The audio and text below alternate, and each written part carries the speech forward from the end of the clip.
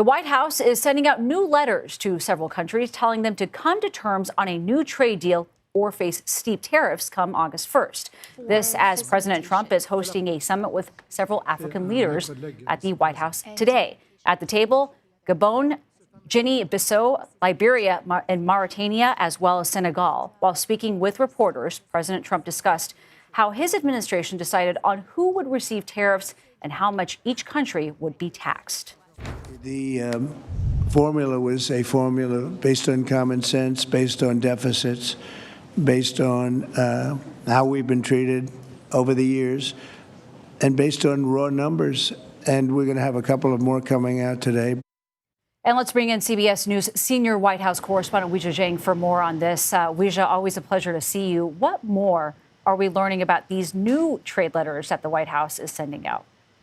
It's great to be with you, Nancy. This morning, the White House sent more letters to 7 countries, including the Philippines, Brunei, Moldova, Algeria, Iraq, Libya, and Sri Lanka. And really, with the exception of the Philippines, these are not significant trading partners, but the president continues to send a message that for every country that wants to do business with the United States, they want to see fewer trade barriers and they want to shrink any trade deficit that exists. And so we're still really paying closer attention to those bigger countries like the EU, for an example, that trades a substantial amount with the U.S. to see how that shakes out and to see if a finalized deal with China will be signed anytime soon, Nancy, because they are very close to finalizing an agreement, according to sources here. And so this is the president, making a promise good. He warned that if these countries didn't make trade deals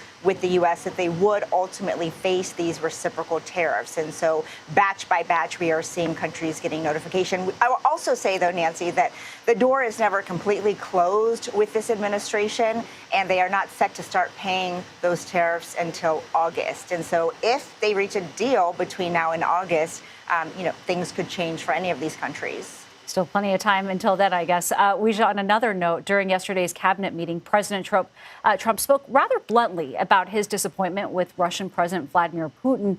What are we learning about the possibility of more sanctions on Russia? That's right. Yesterday, he expressed a lot of frustration. He said essentially that the president of Russia was BSing him when it comes to trying to find an exit ramp for the conflict there. He says Putin is always very nice, but it's meaningless because it's not leading to anything that matters, which is an end to the war, something that the president made clear is what he wants to see and what he wants to help broker. Just a short time ago, he was asked about this again in the White House because it seems like Putin was responding to Trump's comments by launching the largest drone attack on Ukraine since this war started. And the president once again expressed his unhappiness with Putin and talked about how he doesn't like what he's seeing. As far as sanctions go, Senator Lindsey Graham and other lawmakers are preparing a new piece of legislation that would not only sanction Putin, but the countries that are doing business with Russia. And that's really why it matters, because there are already so many sanctions on Russia when it comes to the U.S. And you have to wonder what could actually make a difference. Well, if they're not making money from the U.S., now the administration wants to hurt those countries, financially hurt, I should say, those countries who are like China and India. Nancy? Weijia, thank you very much. And joining us now on set for more on this is CBS News Money Watch correspondent Kelly O'Grady. And always great to get your insight on all of this, Kelly. What sort of impact are these new tariff threats having on the market already? So not much. And I think Weijia made a really great point there that the fact that this deadline was pushed out from essentially today to August 1st, businesses, consumers, but also investors are looking at this and saying, hey, there's more time. The other thing that I'll note is these new tariff letters that came out today.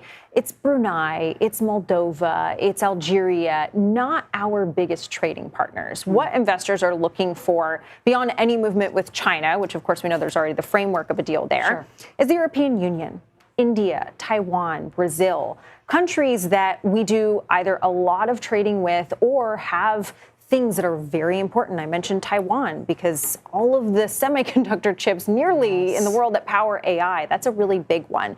So investors are sort of getting more comfortable with the uncertainty and the back and forth. And until there's something really big, that is what's going to move the market. That being said, the market is also up because NVIDIA hit a $4 trillion market cap. That's part of what's driving a little bit of the pop today, not really the tariff news. Still interesting. I know that this is the date that you've had circled on your calendar for quite some time at this point, Kelly. You bring up semiconductors, but President Trump also says he will implement a 50% tariff on copper, as well as increased tariffs on semiconductors, as well as pharmaceuticals. What is behind that? That could have a huge impact. So primarily behind that is a national security risk, right? You think about semiconductor chips and copper. Both are very important to industries in this country and pretty much everything that we do. We just talked about semiconductor chips and the AI race. I mean, that's pretty much become a race with national security with China. The copper of it all is really interesting because so much of what we use, refrigerators, things like that, to our electrical grid relies on copper.